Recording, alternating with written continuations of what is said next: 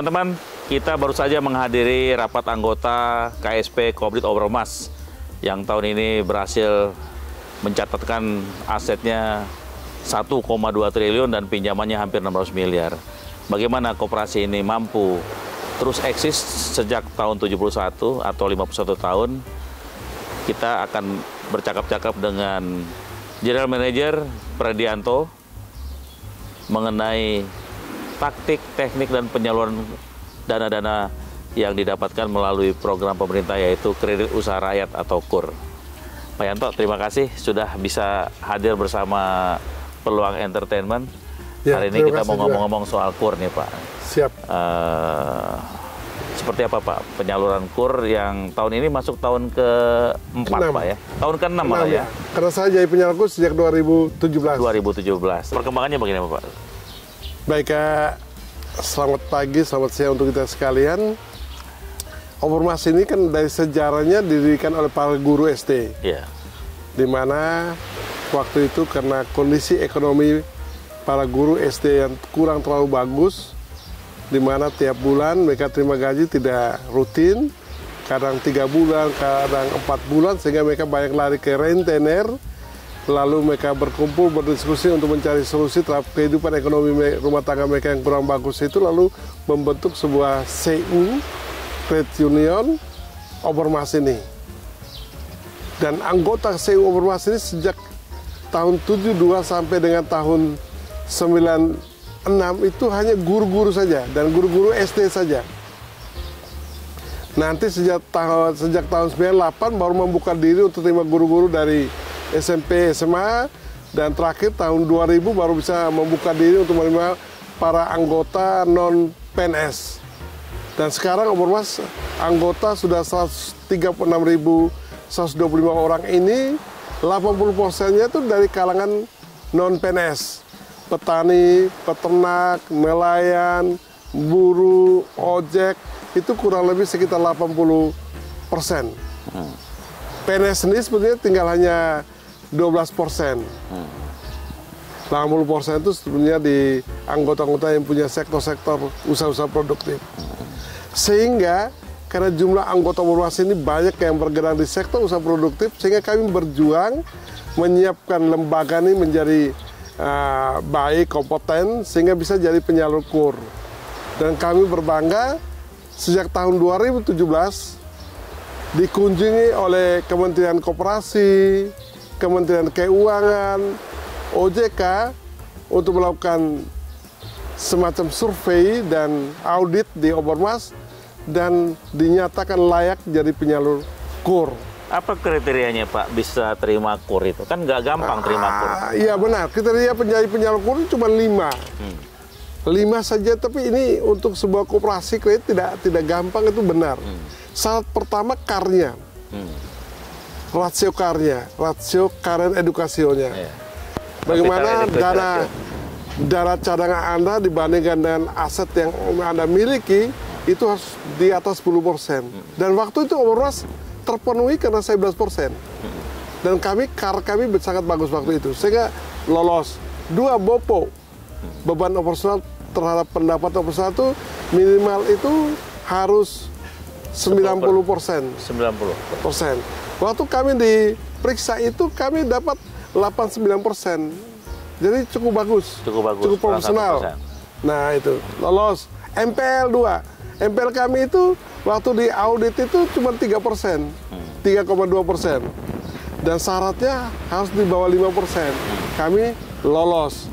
Lalu manajemen kami harus sudah tersertifikasi. Waktu itu kami 5 orang di kantor sudah tersertifikasi, sudah lolos tersertifikasi, maka itu juga menjadi lolos. Pak Yanto, di Indonesia ini kan hampir 129.000 koperasi ya, dan yang simpan pinjam itu sekitar 60 ribuan lah. Seingat Anda itu berapa banyak koperasi simpan pinjam ya? Sektor keuangan atau koperasi sektor keuangan yang lolos atau mendapat keistimewaan untuk menyalurkan KUR? Di Indonesia itu jumlah koperasi simpan pinjam sebanyak itu, tapi yang lolos itu hanya ada 3. Lolos pertama itu Obermas dengan Kospin Jasa. Karena kami 2 SK bersamaan, SK bersamaan dari Menteri sebagai koperasi yang lolos menjadi penyalur KUR, itu kami 2. Lalu kemudian 6 tahun kemudian baru muncul yang koperasi yang dari Bali. Di Bali itu ya. Namanya apa saya juga sudah lupa, tapi saya sering ketemu dia. Nah, itu ada 3 koperasi. Dan sampai sekarang baru 3 koperasi yang lolos jadi penyalur KUR ini. Apa nilai tambahnya bagi Koplit Obermas dengan menjadi penyalur KUR ini? Nah, saya jelaskan dulu KUR ini ya, karena ini banyak orang salah gagal paham, akhirnya membuat cerita yang menjadi tidak benar. KUR ini, kita koperasi sebagai penyalur KUR itu menyalurkan KUR itu dengan dana uang kita sendiri. Uang kita yang bersumber dari simpanan anggota. Pemerintah hanya memberi subsidi bunga kepada anggota pinjam di Obermas itu. Nah, dia pinjam, bunganya disubsidi oleh negara sebagian persen, Obermas sebagai anggota sendiri. Jadi bunganya KUR itu kan untuk KUR super mikro itu KUR di bawah 10 juta. Jadi itu yang pinjaman di bawah 10 juta itu negara subsidi 13%, anggota bayar 6%. Berarti 6%. Suku bunganya sebenarnya 19% harga jualnya. 19% dan 13% oleh negara yang bayar, 6% itu oleh anggota yang bayar. Jadi negara tidak kasih uang, negara tidak kasih kredit, negara tidak kasih modal. Seluruh sumber modal untuk pembiayaan KUR itu adalah dari simpanan-simpanan anggota. Sehingga dalam persyaratan menjadi penyalur KUR, salah satu dilihat modal equity terhadap aset itu harus di atas 80%. Masalahnya Pak, bagaimana dengan produk-produk yang sudah ada sebelumnya? Seperti Sibuhar atau simpanan harga? Produk-produk inilah untuk meningkatkan pertumbuhan sumber simpanan ini, sumber modal ini. Kan dengan adanya kita punya ada 10 produk simpanan, yang non saham itu ada 8, mulai dari Sibuhar, Simanik, Sidanik, Sikasi, Simapan, Sisuka. Nah, itu produk yang kita siapkan memberi ruang kepada anggota untuk bisa menabung di Obermas, dan tabungan itu kita pakai untuk penyaluran KUR. Kalau pinjaman, produknya apa? Pinjaman kita ada 3. Pinjaman pertama, pinjaman konsumtif, itu kita kasih untuk PNS, pinjam dipotong dari gaji. Lalu pinjaman produktif, itu kita kasih ke anggota yang pinjam dengan KUR ini, itu pinjaman produktif KUR. Lalu pinjaman reguler juga sama, kita berikan kepada anggota yang punya usaha-usaha produktif, itu kita berikan kepada anggota yang tidak memenuhi syarat untuk mendapat pinjaman KUR.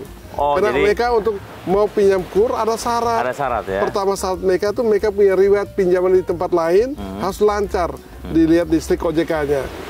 2, mereka pernah pinjam di tempat lain di lembaga apa saja, tapi jangan sampai ada status dihapus bukukan. Nah, kalau mereka nih dihapus bukukan, mereka tidak bisa layak pinjam KUR. Jadi gini Pak Yanto, ada kekhawatiran di sejumlah koperasi yang tidak mau mengakses KUR. Karena kalau mereka mengambil dana KUR, maka produk-produk pinjaman dia nggak laku.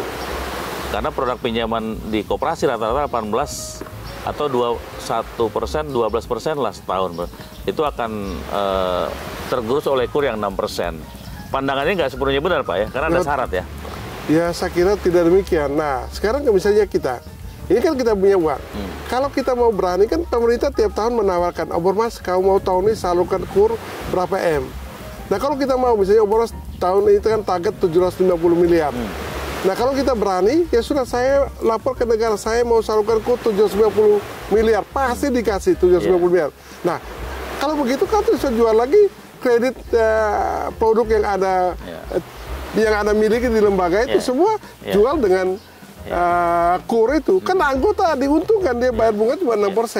Nah, lalu apa yang kau katakan bahwa KUR ini nanti bisnis pribadi, bisnis lembaga Anda terganggu? Tidak. Kan dia ini kan membantu kita menyalurkan KUR ke anggota kita. Nah, sebagai pribadi, kita kan bersyukur kepada negara. Negara bisa bantu anggota kita pinjam dengan bunga murah dong. Ini kan kue pembangunan, kenapa kita tidak rebut kue pembangunan ini? Ini ada peluang, cuma 6% saja dia bayar kepada kita. Ini kan peluang. Kalau kita mencintai anggota kita, harusnya kita rebut peluang ini untuk kasih kemudahan kepada anggota kita. Jangan dilihat negatifnya. Pertama, ketika Anda menjadi penyalur KUR, kita tidak langgar yang namanya swadaya. Kita tidak langgar yang namanya solidaritas.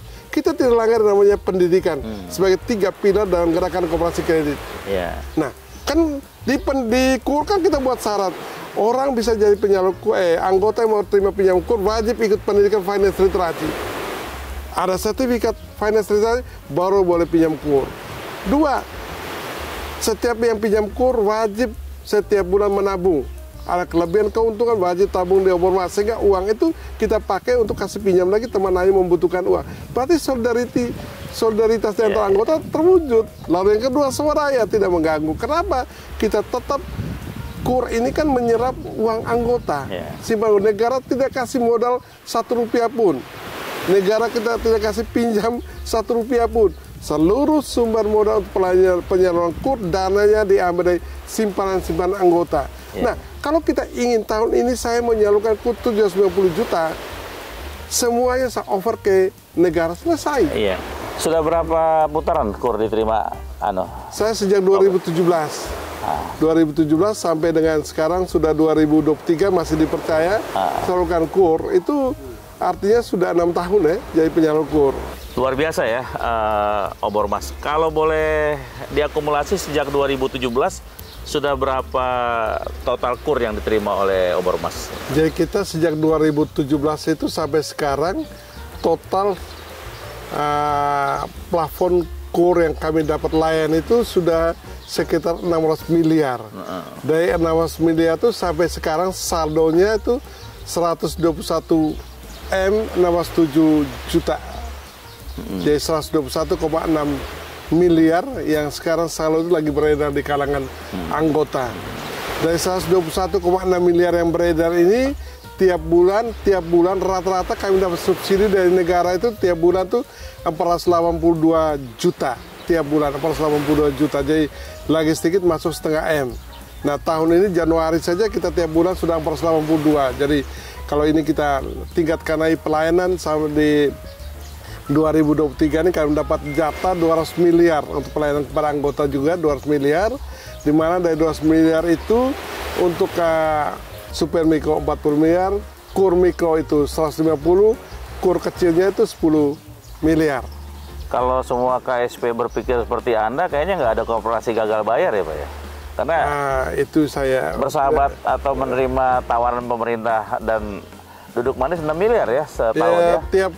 Jadi kami tiap bulan dapat 480 subsidi dari negara, 480 miliar. Kami targetkan tahun ini 6 miliar subsidi. Tapi kenapa? Kita masuk ya, kami 6 miliar tahun ini kita targetkan. Tapi kenapa koperasi lain tuh kadang-kadang suka resisten gitu, menolak?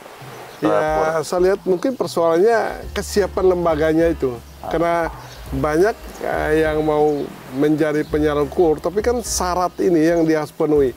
Sebetulnya kalau kita di koperasi kredit, syarat KUR itu sama dengan di pers itu. Dia pertama dia ambil E5. E5 itu. E5 itu apa? Kecukupan modal untuk memenuhi kebutuhan pelayanan kredit. Nah, kecukupan modal itu sama dengan di rumusnya sama dengan di pers itu di E5 itu. Total simpanan non saham per aset Anda. Yang kedua, pers itu PIERS ya, PIERS ya. Lalu yang kedua di E9 modal lembaga, modal bersih lembaga Anda harus di atas 10%. Nah, Obormas penuhi itu modal bersih lembaga. Nah, yang berikut A1 itu piutang macet, piutang bermasalah harus di bawah 5%. Nah, E9 ini kan sangat tergantung di A1 ini. Kalau A1-nya tinggi, E9 pasti turun. Kalau A1-nya kecil, E9 pasti tinggi. Dan kita penuhi itu. Jadi sebetulnya syarat menjadi penyalur KUR itu tidak beda jauhnya dengan ketentuan yang ada dalam pers itu. Tinggal bagaimana kita mengelola lembaga kita untuk menjadi menggunakan analisa pers ini menjadi standar pengelolaan koperasi kita. Dan kalau kita memenuhi standar pers, sebetulnya kita layak menjadi standar pers ini ditentukan oleh Puskobdit ya? Kalau tidak salah oleh IQ. Lalu nanti untuk penilaiannya oleh Puskobdit. Kita Puskobdit, dan kalau kita mau dapat akses branding itu tim IQ itu akan datang melakukan asesmen atau penilaian itu. Tapi yang paling penting bagi kita saya mau katakan KUR ini tidak menghancurkan lembaga koperasi kita. Karena KUR tidak menghancurkan yang namanya kemandirian, yang namanya swadaya, yang namanya pendidikan, namanya solidaritas itu dia tidak menghancur. Maka dia support agar 4 unsur ini dipupuk menjadi lebih baik. Berkolaborasi dan bersinergi ya. Saya kira seperti itu, karena dana yang kita kumpulkan dari anggota itulah yang kita menjadi modal untuk kita salurkan ke anggota dalam bentuk KUR itu. KUR itu negara tidak kasih uang. Dan ketika negara kasih subsidi, kan dia subsidi untuk anggota kita, bukan untuk lembaga. Dia subsidi buat anggota agar anggota itu mendapatkan pinjaman dengan bunga murah. Ini kan dia subsidi ke anggota yang adalah rakyatnya dia. Itu kan kita terus bisa mempersoalkan ya, namanya dia punya rakyat, negara peduli kepada rakyatnya supaya hidupnya lebih makmur. Itu hal yang harus kita dukung, karena tugas pemerintah adalah memakmurkan masyarakatnya dia, dan masyarakatnya pemerintah adalah anggotanya Ormas. Maka ini kita berkolaborasi, bersinergi untuk menciptakan itu. Kalau anggotanya sejahtera, ya anggota Ormas juga sejahtera, rakyatnya, masyarakatnya Indonesia juga sejahtera. Sekarang sudah berapa ya asetnya Ormas? Sekarang baru 127 triliun, 1 triliun 1,24. Ya. 1,24 triliun. Ya, 1,24 triliun. Yang sudah disalurkan kepada anggota, baik melalui KUR dan itu sekarang 1,075 triliun. Yang disalurkan. Ke anggota 1,075 triliun. Dari 1,075 triliun itu uang KUR-nya itu 121 M. Jadi masih banyak pinjaman reguler kita tidak, istilahnya tidak sampai ini dengan KUR, jadi kita pinjaman reguler itu hancur, tidak. Malah kan KUR itu kan ada syarat yang lain. Anggota ini juga tidak semua punya hak untuk pinjam KUR, karena yang pinjam KUR ada syarat yang kita tentukan. Dia pertama usahanya harus sudah berjalan 3 bulan, lalu usahanya betul-betul bankable dan layak. 3, usahanya itu harus sudah pendampingan usaha juga harus dibuat dengan baik agar tidak boleh macet. Dan kami bersyukur anggota kami yang pinjam KUR itu sampai sekarang MPL-nya masih 0. Nah itu kan luar biasa buat kami. Jadi anggota betul-betul kita pilih yang terbaik untuk bisa memenangkan. Jadi istilah kami, kalau anggota yang pinjam di reguler bagus lancar, bonusnya kau pinjam KUR. Jadi tidak mengganggu. Karena ternyata juga tahun ini kami salurkan KUR itu kan sekitar salurkan pinjaman kan 500 miliar. 500 miliar itu kan KUR-nya yang kami salurkan tahun ini kan cuma 75 miliar. Berarti sisanya itu dana reguler di lembaga kami. Jadi dana kita tidak akan nganggur. Bahkan kalau kita mau, semua plafon target penyaluran pinjaman kita tahun ini, kata Ormas targetnya 79 miliar. Semua kita pindahkan ke KUR, tidak apa-apa. Kalau pemerintah mau kasih ya? Kalau pemerintah, kan kita tinggal minta di negara, pasti negara kasih. Apalagi kalau di koperasi. Kalau koperasi, kalau minta negara pasti tutup mata, setuju. 790 miliar. Apalagi Ormas dengan track record sampai hari MPL-nya masih 0. Itu negara tidak lagi berpikir panjang. Bahkan kita kemarin saya ajukan 200 M saja, langsung dari KUR, komite KUR tanya, kenapa Ormas itu hanya 200 M? Coba tawarin dia 500 M atau 790 M. Nah, tapi saya tidak, saya 200 M dulu. Saya istilahnya menyalurkan KUR dengan swadaya saya dulu. Jangan dipaksa. Luar biasa, Pak Yanto, luar biasa. Saya pengen antarkan kepada teman-teman nanti bahwa bagaimana menyiasati atau bagaimana KUR itu juga positif gitu loh. Kayak tadi daripada dana idle misalkan kan bisa dimanfaatkan dengan jaminan pemerintah.